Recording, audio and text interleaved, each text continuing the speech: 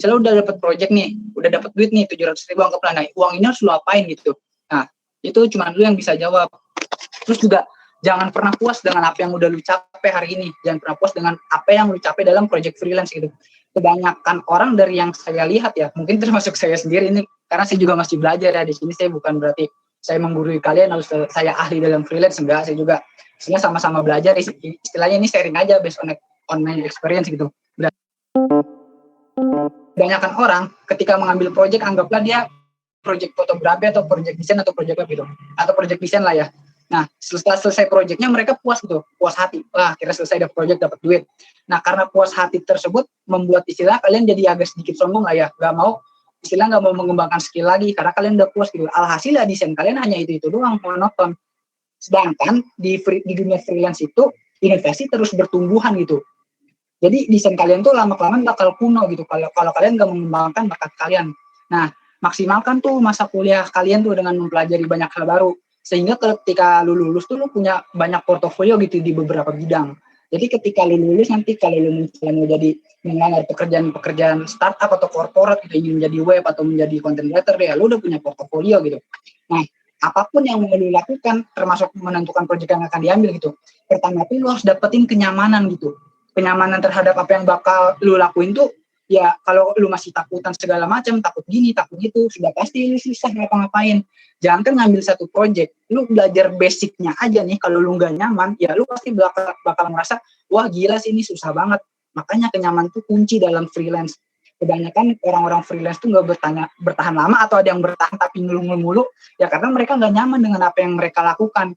Makanya mereka hasil ngeluh, terus nge-SW-in projectnya, terus ngeluh di sosmed, ya itu karena mereka nggak nyaman, orientasi mereka hanya sekedar uang. Makanya saya tekankan tadi, ketika kalian ingin memulai freelance gitu, kalian harus punya tujuan dulu nih, kalian kenapa sih harus freelance gitu, dan kalian juga harus nyaman, dimulai dari hal-hal yang kalian suka gitu. Nah, gimana lu bisa memulai freelance? Nah, ini nih, dari sebenarnya situs-situs freelance nih banyak ya, ada ratusan, sedangkan gue rekomendasi 6 ini karena yang gue rekomendasikan ke 6 ini emang yang paling rame sih saat ini, apalagi sejak pandemi. Sejak pandemi jujur penghasilan pribadi gue sih sedikit meningkat karena ya perusahaan-perusahaan juga lebih suka istilahnya lebih suka nge-hire jasa-jasa freelance daripada harus nyewa karyawan di masa pandemi seperti ini gitu. Nah, ada project.co.id di sini tuh project-projectnya orang Indonesia. Orang istilah perusahaan-perusahaan Indonesia atau orang-orang Indonesia yang butuh jasa-jasa freelance, mereka pasti larinya ke sini gitu. Dan gajinya pun dibayarin dalam bentuk rupiah di project.co.id ini. Banyak banget jasa-jasanya, entah itu minta tolong jokin skripsi, atau jokin tugas, atau bahkan membuat web, atau ngedubbing YouTube-nya, atau content writer, itu banyak banget di situ. Nah, terus juga ada freelancer nih, terus ada 99 Designs, ada Fiverr, ada Crowdsource, ada Upwork gitu. Intinya, ya kalian coba aja, jangan istilahnya kalau ketika kalian baru, istilah masih pemula ya, ketika kalian masih pemula jangan nam-namnya kalian coba, kalian mulai aja dulu dari satu pintu, istilah dari satu web kalian mulai dulu, ketika kalian sudah berkembang di situ baru kalian boleh ke nam-namnya, karena ketika kalian mulai dari ke nam-nam web ini kalian coba nih, ya kalian bakal bingung gitu, bakal nggak terdistraksi lah. Nah, terus kalau orang-orang yang freelance tuh biasanya mereka memamerkan sertifikat mereka gitu di entah itu di akun LinkedIn-nya atau di portofolionya itu dicantumin karena sertifikat ini jadi poin plus tersendiri untuk kita gitu ketika dilihat customer atau dilihat calon customer nanti ketika mereka ingin menyewa jasa kita.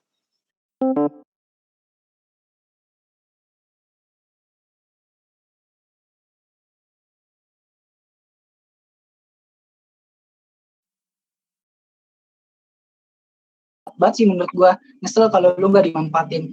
Terus juga ada BPTK Kominfo di mana dia setiap tahun itu selalu membuka 11 gelombang pelatihan gratis baik secara offline maupun online gitu.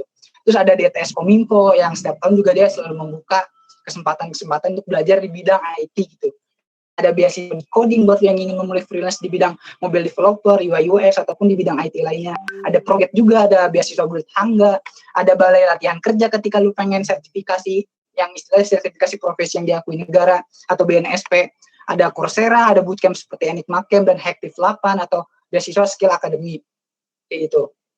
Nah, ini gue punya sedikit tips nih buat lu semua yang istilahnya yang mau memulai freelance lah ya, yang pertama target nih ya, penting banget nih. Lu harus tahu target pasar sekarang nih kayak apa gitu, plannya apa gitu, sama target customer lu gitu. Customer lu nih siapa sih, anak muda kah, orang? Jadi ketika lu tahu target customer lu tahu bagaimana cara menghadapi mereka gitu. Karena menghadapi customer yang usianya 17 sampai 24 tahun bakal beda rasanya ketika lu menghadapi customer yang usianya 50 sampai 60 tahun gitu. Nah, menghadapi customer Indonesia sangat beda ketika lu menghadapi customer di India gitu. Ini bukan aja. Kalau customer India tuh biasanya ribet banget, banyak revisi, dan mereka tuh biasanya selalu nawar gitu dengan harga yang udah kita cantumin gitu. Nah, makanya lu harus kenal dulu target customer lu ini siapa gitu, umur berapa, orang mana gitu, dari perusahaan apa, lu harus tahu. Biar lu ada persiapan buat menghadapi mereka gitu. Terus juga lu research gitu, survei harga pasar setiap project. Misalnya lu mengambil project web developer gitu, lu harus cari survei dulu nih, harga pasar web developer berapa sih, biar harga yang lu tawarin ini gak ketinggian gitu, atau gak kemurahan gitu. Istilahnya biar ideal lah ya. Walaupun pada dasarnya freelance ini bayarannya ditentukan dari track record kalian gitu. Cuman lu tetap, kalau ngasih ini tetap lu harus survei dulu harga pasaran yang di bidang desain grafis berapa sih gitu, biar agak ketinggian atau kemurahan gitu. Nah, lu juga harus mempelajari bahasa Inggris nih. Ini juga yang lagi gue pelajari ya, karena customer lu itu nggak cuma di Indonesia gitu. Kalau lu ngandelin customer orang Indonesia doang, akan ada saat di mana ya project di Indonesia tuh sepi, ramenya di luar negeri. Makin kita banyak bergerak di istilah, nggak cuma mengandalkan satu negara gitu ya, makin banyak kesempatan juga buat kita nyari uang gitu. Nah, karena apalagi untuk customer luar negeri ya, mereka sangat suka banget tuh sama yang namanya video conference. Jadi mereka pasti minta tolong ke kita untuk presentasiin hasil proyeknya udah sampai mana gitu, dan itu dalam bahasa Inggris. Nah, itu kesulitan tersendiri bagi saya. Terkadang kalau saya ngakalinnya gini, ketika lagi meeting gitu presentasi, saya selalu nyiapin Grammarly sama Google Translate gitu. Jadi saya ngetik pakai bahasa Indonesia, lalu saya translate menggunakan Google Translate, saya kopas ke Grammarly gitu, terus saya bicarakan. Itu tipsnya saya sih. Cuman kalau gitu kan lama ya, kadang ada miskomunikasi. Nah, itu lebih baiknya lu belajar cara speaking gitu, menggunakan bahasa Inggris. Terus juga perluas nih sama manfaat dan bisa konsultasi untuk proyek yang ngambil. Misalnya lu kesulitan, lu bisa ngajuin kerja sama proyek gitu, jadi lu sama temen yang ngajuin proyek itu pembagiannya berapa persen.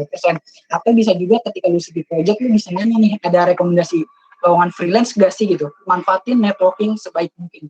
Makanya perluas networking ini bisa dari seminar, atau lu ikut pelatihan terus kenalan sama orang, atau melalui komunitas-komunitas online ya, silahkan aja lah, terserah lu. Terus juga buat kesan pertama yang baik. Nah, ini nih, kebanyakan ya dari kita gini, ketika kita mulai project pertama kita gitu, dikritik sama customer aja gitu, dikritik gitu, atau diminta revisi, kalian udah ngeluh ke customer, apalagi menggunakan kata-kata yang gak sopan. Itu sebaiknya jangan sih ya, karena kalau kita sudah berhasil membangun istilah kesan pertama yang baik ya, akan ada di mana si customer itu bakal balik lagi ke kita buat nyewa jasa kita kalau mereka puas dengan pelayanan kita. Makanya kalian harus bisa memberikan kesan pertama yang sangat baik gitu. Nah, kerja freelance ini apalagi kan temanya mahasiswa ya. Gimana sih cara bagi waktu biar kita bisa kuliah sambil freelance gitu? Ya, yang pertama lu harus tahu batasan diri lu gimana. Kayak misalnya lu sehari ngapain aja gitu, lu harus tahu batasan diri lu capeknya segimana, lu batas otak lu segimana, cuman lu yang bisa tahu gitu. Istirahat yang cukup nih. Jangan sampai hanya demi uang gitu. Ya lu sakit-sakitan gitu, lu begadang tiap malam ngerjain proyekan, lu paginya lu kuliah, sorenya lu nyari proyekan lagi, setiap hari proyekan lu gak ada henti gitu. Ya lu bakal capek gitu. Terkadang sesekali kita harus memberikan diri kita hadiah gitu. Sesekali lu harus give yourself a reward gitu. Entah rewardnya dalam bentuk liburan atau lu jajan hal yang lu suka, itu sesekali tuh harus sih biar kita tuh refresh gitu.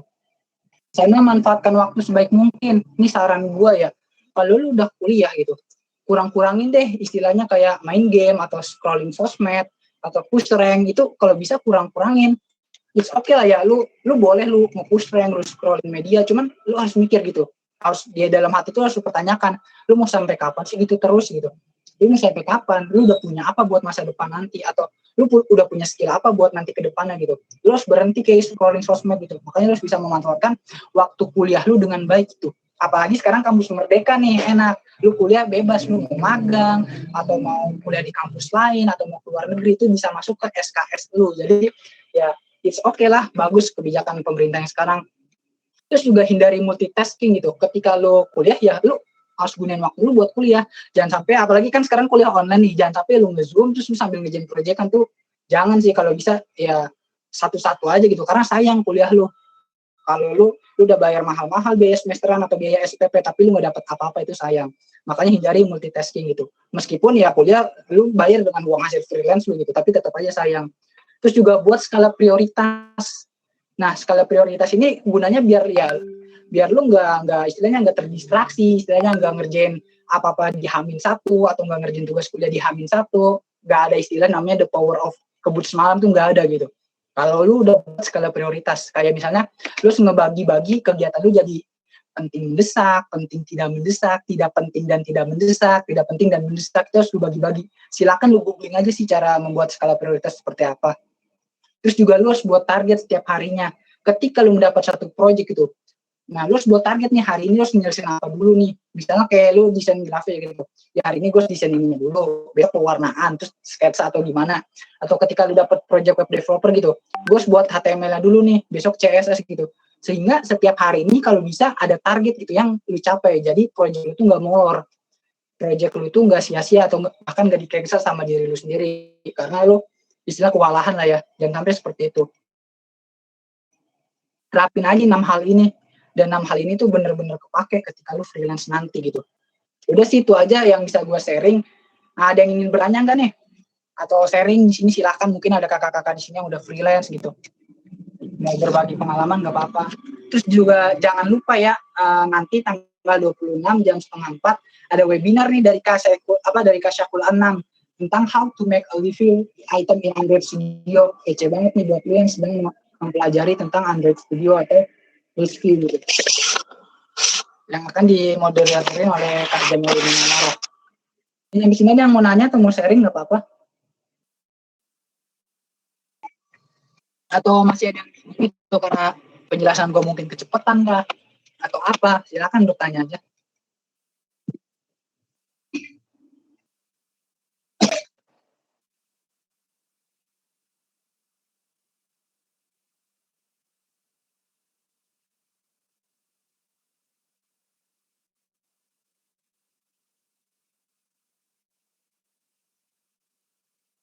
Gimana kalau nggak ada, mungkin Kak Novel bisa disudahi atau seperti apa? Saya kembalikan ke moderator. Kalau yang bertanya silakan. Baik, itulah tadi pemaparan dari pemateri yang dibawakan oleh Ridwan yang mengenai langkah awal kerja freelance untuk mahasiswa dengan Grow Models. Untuk itu, kami membuka sesi Q&A bagi teman-teman yang mengajukan pertanyaan. Silakan mengajukan pertanyaan ke kolom chat. Terima kasih.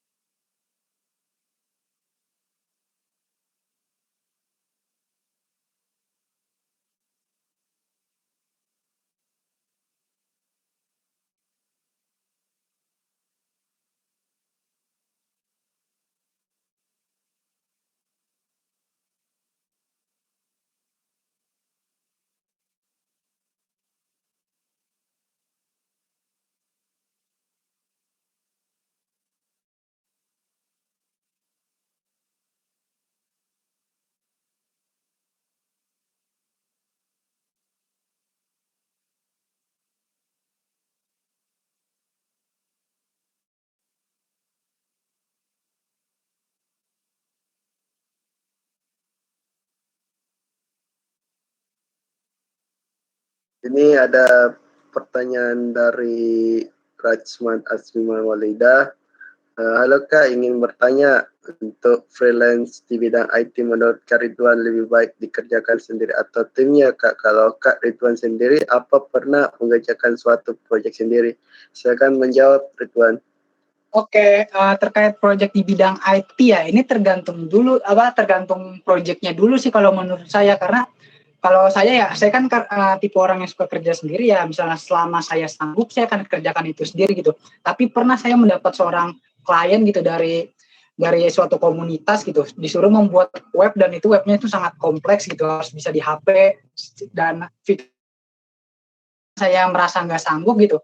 Saya membuat sebuah kayak istilahnya project gabungan lah ya. Saya nyewa orang yang bisa back end, saya nyewa orang yang bisa tentang data dan UI UX gitu.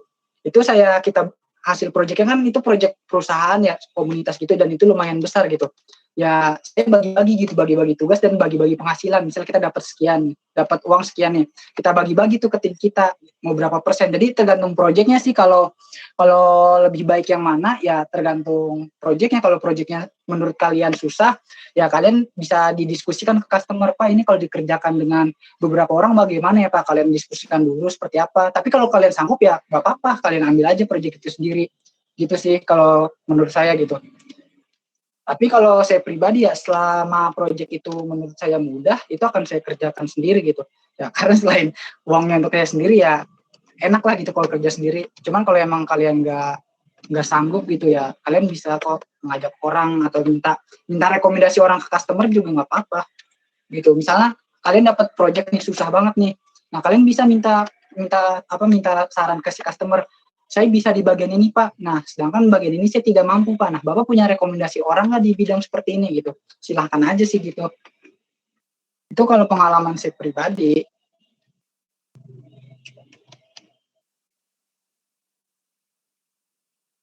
Ya sama-sama Rahma. Intinya ya kalau masih semester 1 atau 2, manfaatin waktu lu deh buat nyari keahlian gitu. Karena biar semester 3-4-nya lu tuh udah siap banget terjun freelance gitu. Wah ada nih dari Kak Prana.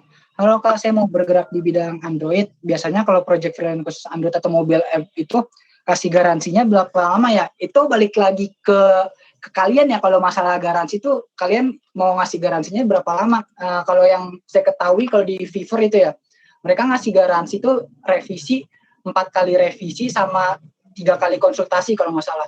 Dan masa revisinya itu maksimal sebulan setelah project jadi. Itu garansi yang diberikan rata-rata di Fiverr. Itu tergantung ke kalian, tergantung personal branding kalian gitu. Pinter-pinternya kalian mempromosikan diri kalian. Dan bagus sih Kak perannya, karena belakangan ini ya sejak pandemi gitu, di situs-situs freelance tuh di bidang Android tuh lagi meledak banget sih, dan bayarannya pun lumayan ya. Untuk sekelas newbie ya itu bisa 1 juta hingga 1,5 juta sih untuk project sederhana ya, project aplikasi-aplikasi Android sederhana untuk kayak misalnya untuk kebutuhan tugas akhir atau kebutuhan komunitas atau organisasi. Itu lumayan sih, apalagi untuk skala industri itu bisa 3 juta atau 4 juta atau bahkan ada yang puluhan juta kalau udah expert gitu. Lagi bagus sih bidang Android, saya juga lagi belajar, cuman ya ada kendala di spek dan lain sebagainya lah ya.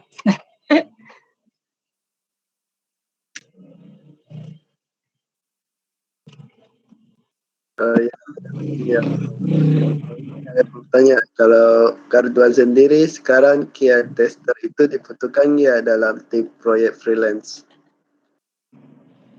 QA tester sangat dibutuhkan sih. Dibutuhkan enggaknya tergantung pasar sih. Pasar itu berubah-ubah. Contoh awal-awal pandemi banyak banget nih orang perusahaan-perusahaan yang minta web atau desain gitu. Terus sekarang banyak banget nih kebutuhan konsultan gitu. Jadi tergantung tergantung tergantung pasar gitu. Pasar nih butuhnya apa gitu. Makanya kan tadi saya sampaikan bahwa sebelum kalian freelance nih, kalian harus research dulu gitu. Dan QA atau testernya pun di bidang apa gitu, tergantung bidangnya.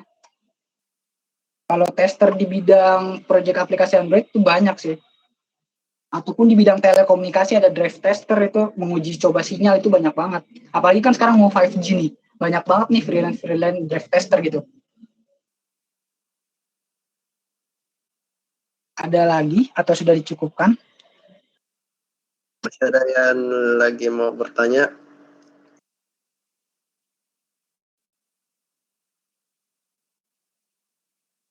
Nanti kalau ada yang mau PPT saya share aja ya.